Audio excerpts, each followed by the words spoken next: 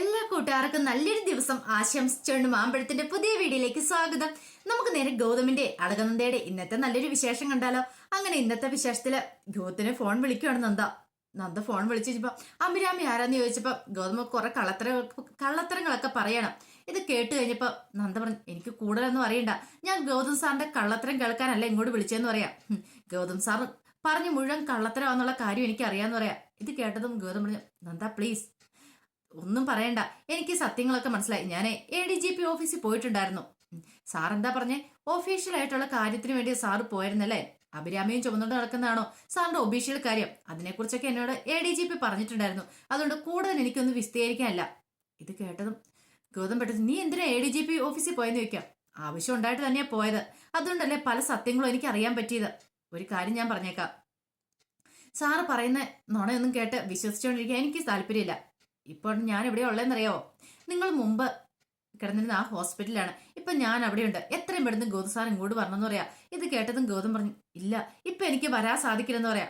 ഓ അങ്ങനെയാണോ?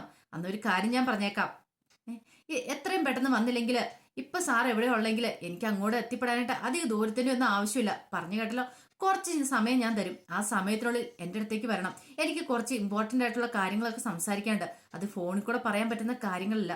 വരാൻ പറ്റുമോ ഇല്ലയോ? ഇല്ലെങ്കിൽ അവിടെ പോലീസ് വരുമെന്ന് പറയാം. ഇത് കേട്ടതും ഗൗതം ഒന്ന് ഞെട്ടി. ഗൗതം ശരി ശരി ഞാൻ വരാന്ന് പറയണം. ഫോൺ വെച്ച് കഴിഞ്ഞപ്പം അഭിരാമി ചോദിച്ചു, ആരാ? നന്ദയാണെന്ന് നിൽക്കും. അതെ, എനിക്ക് പെട്ടെന്ന് അവളുടെ അടുത്ത് വരെ ചെല്ലണമെന്ന് പറയാം. ഗൗതം പോയിട്ട് വാ. എന്നാലും എനിക്കെന്താ വല്ലാത്ത ബുദ്ധിമുട്ട്. നിന്നെ ഇവിടെ തനിച്ചാക്കിയിട്ട് ഞാൻ എങ്ങനെയാ പോണേ? അതൊന്നും കുഴപ്പമില്ല, എനിക്കിവിടെ വേറെ പ്രശ്നങ്ങളൊന്നും ഇല്ലല്ലോ. പിന്നെന്താ കുഴപ്പം? ഇപ്പൊ ധൈര്യമായിട്ട് പോയിട്ട് പോരെ. നന്ദയ്ക്ക് പറയാനുള്ള എന്താന്ന് വെച്ചാ നന്ദ പറയട്ടെ. അത് കേൾക്കാനുള്ള ബാധ്യത ഗൗതത്തിനില്ലേ? ഗൗതം പോയിട്ട് വരാൻ പറയണം. അതെ, സൂക്ഷിച്ചും കണ്ടൊക്കെ ഇരിക്കണം കേട്ടോ. പറഞ്ഞൊക്കെ ഓർമ്മയുണ്ടല്ലോ. അതൊന്നും ഒരു കുഴപ്പമില്ലാന്ന് പറയണം. അങ്ങനെ ഗൗതം പോവാണ്. ഈ സമയത്താണ് അർജുൻ ഹോസ്പിറ്റലിലേക്ക് വരുന്നത്. അപ്പൊ അർജുൻ കയറി വന്നപ്പോ തന്നെ ഗൗതം ഇറങ്ങി പോയിട്ടുണ്ടായിരുന്നു. അപ്പൊ അർജുൻ വന്നപ്പോ അർജുൻ മനസ്സിലോട്ട്, ഈ ചിലപ്പോ ഈ ഹോസ്പിറ്റൽ തന്നെ ആയിരിക്കും. ഇത്ര തൊട്ടടുത്തുള്ള വേറെ ഹോസ്പിറ്റൽ ഇല്ലല്ലോ, ഒന്ന് അന്വേഷിച്ച് നോക്കാം. അങ്ങനെ എൻക്വയറി പോയി അന്വേഷിക്കുകയാണ്. എൻക്വയറി പോയി ചോദിച്ചു, അതെ ഇവിടെ ഒരു പേഷ്യന്റിനെ കുറിച്ച് ഡീറ്റെയിൽസ് ഒക്കെ അറിയാൻ വേണ്ടി വന്നാന്ന് പറയണം. പേഷ്യന്റ് പേരെന്താ സാറിന് ചോദിക്കണം. ഒരു അഭിരാമി എന്ന് പറയണം. അല്ല ഇനിഷ്യലും കൂടെ ഒന്ന് പറയാമെന്ന് ചോദിക്കും. അഭിരാമി ഗൗതം. അത് നോക്കട്ടെ എന്ന് പറഞ്ഞിട്ട് അവരും കൂടെ പോവാണ്. ഒരു 2 മിനിറ്റ് കഴിഞ്ഞിട്ട് വന്നിട്ട് പറഞ്ഞു, അല്ല അങ്ങനെ ഒരു പേഷ്യന്റ് ഇവിടെ അഡ്മിറ്റ് ചെയ്തിട്ടില്ലെന്ന് പറയണം. ഇത് കേട്ടതും അർജുനൊന്ന് ഞെട്ടി. അർജുന് മനസ്സിലായി, ഇവിടെ പേര് മാറ്റിയാ കൊടുത്തിരിക്കുന്നത്. ഒരു പക്ഷേങ്കിൽ അഭിരാമി ഗൗതം എന്നുള്ള പേര് പറഞ്ഞിട്ടുണ്ടെങ്കിൽ തങ്ങൾ ആരെങ്കിലും അന്വേഷിച്ച് വരുമോ എന്നുള്ള പേടിച്ചിട്ട് തന്നെ അങ്ങനെ കൊടുത്തിരിക്കുന്നത്. ഇവിടെ വരെ വന്നിട്ട് അങ്ങനെ തിരിച്ചു പോകാൻ പറ്റില്ല. ഇവിടെ തന്നെയായിരിക്കും കാണുന്നത്. ഇവിടെ ഒന്ന് അന്വേഷിച്ച് നോക്കാം, ഇവിടെ ഒന്ന് നടന്നു നോക്കാൻ ഓർത്ത് അർജുൻ അങ്ങോട്ട് നടക്കുവാണ്. ഈ സമയത്ത് അഭിരാമി താഴെ വന്നിരുന്നിട്ട് ന്യൂസ് കണ്ടുകൊണ്ടിരിക്കുക. ഒരു പക്ഷെങ്കിലും കാടൻകൊല്ലി ഓപ്പറേഷനെ കുറിച്ച് TVക്കകത്ത് വല്ലതും ഉണ്ടോ, തന്റെ ഫോട്ടോ കാര്യങ്ങൾ എന്തെങ്കിലും മറ്റോ കൊടുത്തിട്ടുണ്ടോ, അങ്ങനെ ഒരു ടെൻഷൻ ഉണ്ടായിരുന്നു. TV ഒന്ന് കണ്ടുകൊണ്ടിരിക്കുക. അങ്ങനെയൊന്നും കൊടുത്തിട്ടൊന്നുമില്ല, വാർത്തയിലൊന്നും വന്നിട്ടില്ല. അപ്പൊ കുഴപ്പമൊന്നുമില്ല. സമാധാനത്തോടെ അഭിരാമി അങ്ങോട്ട് എഴുന്നേറ്റ് പോകുമ്പോഴാണ് അപ്രതീക്ഷിതമായിട്ട് അർജുൻ ഇങ്ങോട്ട് വരുന്നത്. അങ്ങനെ അർജുനും അഭിരാമിയും തമ്മിൽ പരസ്പരം കണ്ടുമുട്ടുന്നോ അറിയാതെ വന്നിട്ട് അഭിരാമി വന്നിട്ട് അർജുന്റെ ദേഹത്തേക്ക് തട്ടുക. കണ്ടുമില്ല അഭിരാമി. പെട്ടെന്ന് അഭിരാമി സോറി ഇട്ടോന്ന് പറയണം. ഇറ്റ്സ് ഓക്കെ എന്ന് അർജുൻ പറയുകയും ചെയ്തു. അങ്ങനെ പറഞ്ഞിട്ടാണ് പെട്ടെന്ന് അഭിരാമിയുടെ മുഖത്തേക്ക് നോക്കുന്നത്. ഒരു നിമിഷം ഇങ്ങനെ അന്തം വിട്ടു. അല്ല ഇത് ആമയല്ലേന്ന് ചോദിക്കും. ആമി നീ എന്താ ഇവിടെന്ന് ചോദിക്കും. ഇത് കേട്ടതും അഭിരാമി ഇങ്ങനെ അർജുനെ തുറച്ചു നോക്കുകയാണ്. അഭിരാമിക്ക് മനസ്സിലായത് അർജുനാന്നുള്ള കാര്യം. പെട്ടെന്ന് ചോദിച്ചു, അല്ല എന്നെ മനസ്സിലായില്ലേ, ഞാൻ അർജുനാന്ന് പറയാണ്. ഇത് കേട്ടത് അഭിരാമി പിന്നെ അവിടെ നിന്നില്ല. അഭിരാമി എന്ത് ചെയ്യണം, വയറും താങ്ങി പിടിച്ച് മുകളിലേക്ക് കയറി ഓടുവാണ്. ഈ സമയത്ത് അർജുൻ എന്ത് ചെയ്തു, അർജുൻ അവനെ ഫോളോ ചെയ്ത് മുകളിലേക്ക് കയറി പോവുക. പിന്നീട് കാണിക്കുന്ന ഹോസ്പിറ്റലില് ഗൗതം നന്ദയുടെ അരിയിലെത്തി. അപ്പൊ നന്ദ ഗൗതത്തിനാണ് വെയിറ്റ് ചെയ്ത് നിൽക്കുമായിരുന്നു. എന്താ നന്ദ നിനക്ക് പറയാനുള്ള എന്ത് കാര്യമെന്ന് ചോദിക്കും. അതെ ഇവിടെ വെച്ച് പറയാൻ പറ്റില്ല, ആളും തിരക്കും ഒക്കെ ഉണ്ട്. അതുകൊണ്ട് ഒരു ഒഴിഞ്ഞ സ്ഥലം വേണമെന്ന് പറയാം. ഒരു കാര്യം ചെയ്യാം, നമുക്ക് ഇതിന് മുകളിൽ കോറിഡോർ ഉണ്ട്, അങ്ങോട്ട് പോവാം, അവിടെ ചെന്ന് സംസാരിക്കാന്ന് പറയാം. അങ്ങനെ അവരുണ്ടെങ്കിലും കൂടെ അങ്ങോട്ട് കയറി പോവാണ്. ഈ സമയത്ത് വല്ലാത്ത വെപ്രാളത്തോടു കൂടി അഭിരാമി മുറിയിലേക്ക് കയറി വന്നിട്ട് കഥ അങ്ങോട്ട് കുറ്റിയിടാൻ തുടങ്ങിയപ്പോഴത്തേനും അർജുന കഥ തള്ളി തുറന്ന് അങ്ങോട്ട് അകത്തേക്ക് കയറുവാണ്. പെട്ടെന്ന് അഭിരാമി ഒരു നിമിഷം ഞെട്ടി. ഈ സമയം അർജുൻ ചോദിച്ചു, ആമി നീ എന്താ എന്നെ കണ്ട് കയറി ഓടുന്നേ, നിനക്കിത് എന്ത് പറ്റിയെന്ന് ചോദിക്കുക. നിനക്ക് എന്നെ മനസ്സിലായില്ലേ, ഞാൻ നിന്റെ കളിക്കൂട്ടുകാരൻ അർജുനാന്ന് പറയാ. അഭിരാമി ഒന്നും മിണ്ടിയില്ല. എന്താ ആമി നിനക്ക് എന്ത് പറ്റിയെന്ന് ചോദിക്കുക. ഒന്നുമില്ല അർജുൻ, പിന്നെ നീ എന്താ എന്നെ കണ്ട് ഓടി ഒളിക്കാൻ ശ്രമിക്കുന്നേ, നിനക്ക് എന്തെങ്കിലും പ്രശ്നമുണ്ടോന്ന് ചോദിക്കുക. ഈ സമയത്ത് അഭിരാമി പറഞ്ഞു, അതൊക്കെ പോട്ടെ, അല്ല അർജുൻ എന്താ ഇവിടെ, അർജുൻ എന്തിനാ ഇങ്ങോട്ട് വന്നേന്ന് ചോദിക്കുക. അല്ല ഞാൻ ഒരു കാര്യത്തിന് വേണ്ടി വന്ന. അല്ല എന്ത് കാര്യമാ? അത് ഗൗതമേണ്ണനെ കുറിച്ചുള്ള കാര്യമാണ്. അത് പറഞ്ഞാൽ നീ വിശ്വസിക്കുമെന്ന് എനിക്ക് അറിയില്ല എന്ന് പറയാം. അതെന്തോ ആയിക്കോട്ടെ, കാര്യം എന്താണെന്ന് പറയണം. അതെ, ഗൗതമേണ്ണൻ ഏതോ ഒരു പെണ്ണുമായിട്ടൊരു ചുറ്റിക്കളിയുണ്ട്. അപ്പൊ ആ പെണ്ണിനെ ഒന്ന് അന്വേഷിച്ചിറങ്ങിയതാന്ന് പറയണം. പെണ്ണുമായിട്ട് ചുറ്റിക്കളിയോ? അല്ല, പെണ്ണിന്റെ പേര് വല്ലതും അറിയാവുന്ന ചോദിക്കും. പേരറിയാം, അഭിരാമി എന്ന് പറയാ. ഇത് കേട്ടതും ഒരു നിമിഷം ഞെട്ടിത്തെറിച്ച് താഴേക്ക് നോക്കി നിൽക്കുകയാണ് അഭിരാമി. അവൾക്ക് എന്ത് ചെയ്യണമെന്ന് അറിയത്തില്ല. പെട്ടെന്നാണ് അർജുൻ ശ്രദ്ധിച്ച് അഭിരാമിയുടെ മുഖം ശ്രദ്ധിച്ച്. അഭിരാമി എന്തോ വല്ലാത്തൊരു അവസ്ഥയിലാന്ന് അർജുന് മനസ്സിലായി. ഈ സമയത്ത് അർജുൻ ചോദിച്ചു, എന്ത് പറ്റി അമ്മ, നിനക്ക് എന്ത് പറ്റിയെന്ന് ചോദിക്കുക. ഒന്നുമില്ലാന്ന് പറയണം. പെട്ടെന്നാണ് അർജുൻ അത് ശ്രദ്ധിക്കുന്നത്. അഭിരാമിയുടെ വയറ് വീർത്തിരിക്കുന്നു. കാരണം ഇത്ര സമയം നോക്കി പോലും ആൾ പ്രഗ്നന്റ് ആണെന്നുള്ള കാര്യം ശ്രദ്ധിച്ചു പോലില്ലായിരുന്നു അർജുൻ. പെട്ടെന്ന് ആ കാഴ്ചകൾ കാണുന്നത് അവളുടെ വയറ് വീർത്തിരിക്കുന്നു. അപ്പൊ ഇവള് പ്രഗ്നന്റ് ആണ്. അപ്പൊ പറഞ്ഞ അനുസരിച്ച് അഭിരാമി എന്ന് പറഞ്ഞിട്ട് പ്രഗ്നന്റ് ആണ് ആ സ്ത്രീയെ. അപ്പൊ ഒരുപക്ഷെ ഇവളായിരിക്കും അത്. ഇവളുടെ പേര് അഭിരാമി എന്നല്ലേ? അല്ല ആമി, നിന്റെ പേര് അഭിരാമി എസ് എന്നല്ലേന്ന് ചോദിക്കുക. ഇത് കേട്ടതും ഒരു നിമിഷം ഇങ്ങനെ നിന്നിട്ട് പറഞ്ഞു, അതെ എന്റെ പേര് അഭിരാമി എന്ന് തന്നെയാന്ന് പറയണം. അല്ല അപ്പം നീയാണ് ഇവിടെ ഉണ്ടായിരുന്നേ? നിന്റെ ഒപ്പമാണ് ഗൗതമേണ്ണൻ ഇവിടെ ഉണ്ടായിരുന്നെന്ന് ചോദിക്കുക. ഇത് കേട്ടതും അഭിരാമി അതേന്ന് പറയാണ്. അർജുന് വല്ലാത്തൊരു ഞെട്ടലുണ്ടായി. എന്റെ ആമി, നിനക്ക് ഇത് നേരത്തെ പറയാൻ മേലായിരുന്നോ?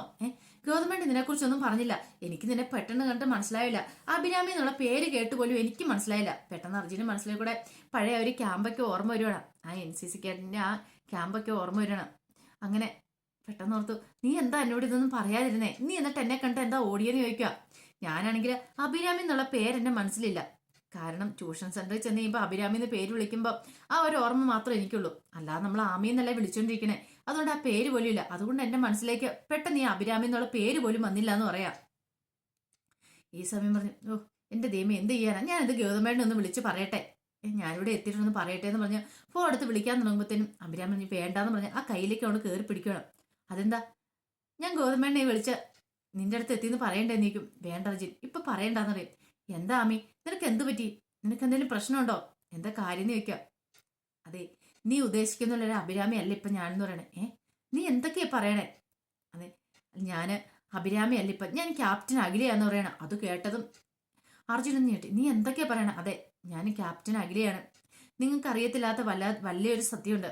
അറിയോ, കാടൻകൊല്ലി ഓപ്പറേഷന് വേണ്ടിയിട്ട് ഗൗതം പോയില്ലായിരുന്നോ? അങ്ങനെ ഓപ്പറേഷൻ സമയത്ത് അവിടെ ക്യാപ്റ്റൻ അഖില ഞാനായിരുന്നു. പിന്നെ സൂരജ് ഉണ്ടല്ലോ, സൂരജ് വെറും സൂരജ് അല്ല, കമാൻഡർ ആദിത്യനായിരുന്നു പറയാണ്. ഏകദേശം ഒരു രൂപമൊക്കെ അർജുന് കിട്ടി. പിന്നീട് പറഞ്ഞു, അന്ന് അവിടെ ഓരോ ഓപ്പറേഷൻ നടന്നു ഗൗതത്തിന്റെ നേതൃത്വത്തിലുള്ള. പക്ഷേ ഞാൻ ഗർഭിണി ആയതുകൊണ്ട് എന്നെ രക്ഷപ്പെടുത്താനായിട്ടാണ് സൂരജ് നോക്കിയത്. അങ്ങനെ എന്നെ രക്ഷപ്പെടുത്തി ഞാൻ ആ കാട്ടിക്കൂടെ നടന്നു. ഈ സമയത്ത് ഇതൊന്നും അറിയില്ലാതെ ഗൗതത്തിന്റെ കൂട്ടാളികൾ അങ്ങോട്ട് വന്നേ. പക്ഷേങ്കിൽ അവർ തമ്മിൽ നടന്ന ആ ഓപ്പറേഷനിൽ ഗൗതത്തിന്റെ കൂട്ടാളികൾ സൂരജിനെ വകവരുത്തി.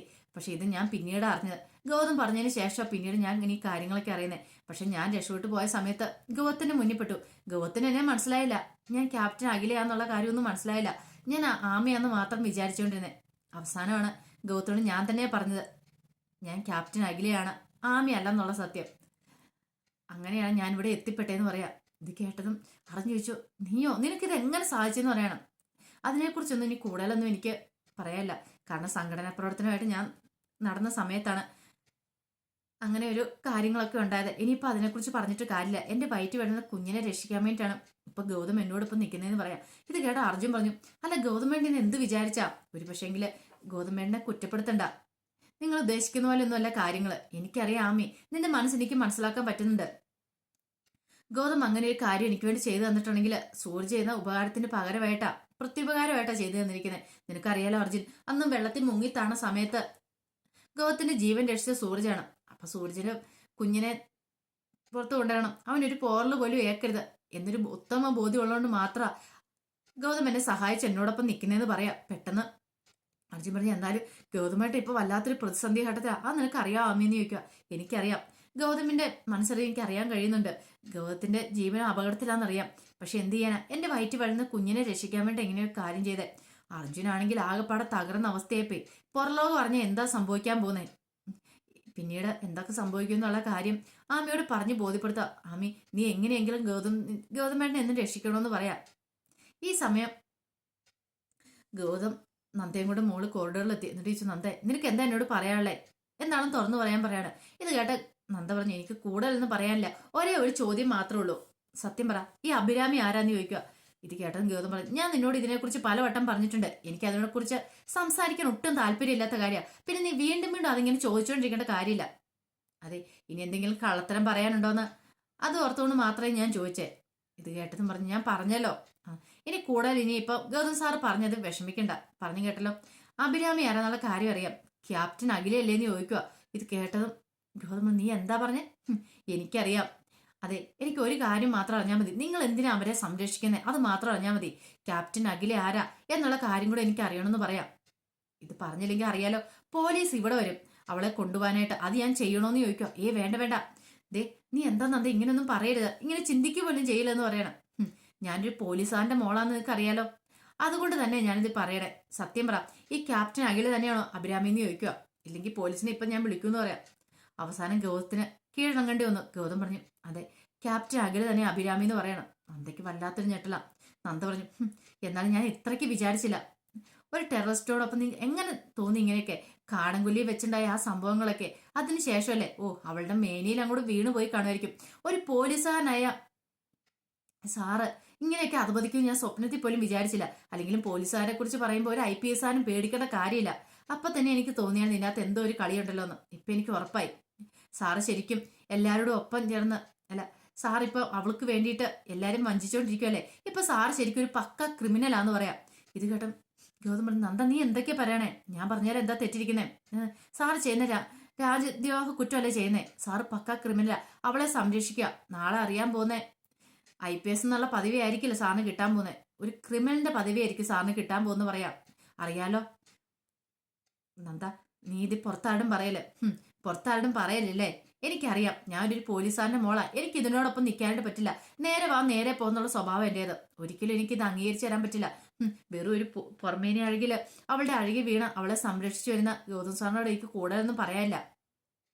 ഈ കാര്യം അറിഞ്ഞെന്നത് അറിയിക്കാൻ വേണ്ടി മാത്രം വന്ന. അത് മാത്രമല്ല, വേറൊരു ചടങ്ങ് കൂടെ ഉണ്ട് എന്നും പറഞ്ഞിട്ട് കഴുത്ത് കിടങ്ങ് താലിമാലി അങ്ങോട്ട് ഊരുവാണ്.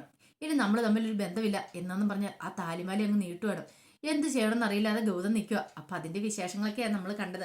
ഇതിന് ബാക്കി വിശേഷങ്ങളുമായിട്ട് വൈകുന്നേരത്തെ പ്രൊമോയി വരാട്ടോ. ആദ്യമായി കാണുന്നവരാണെങ്കിൽ ചാനൽ ഇഷ്ടപ്പെട്ട ഒന്ന് സബ്സ്ക്രൈബ് ചെയ്യാൻ മറക്കരുതേ. അതോടൊപ്പം തന്നെ കണ്ടുകൊണ്ടിരിക്കുന്ന എല്ലാവരുടെ സപ്പോർട്ടിലേക്കും തുടർന്നും പ്രതീക്ഷിച്ചുകൊണ്ട് എല്ലാവർക്കും ഒരിക്കൽ കൂടി നല്ലൊരു ദിവസം ആശംസിച്ചുകൊണ്ട് നിർത്തുന്നു.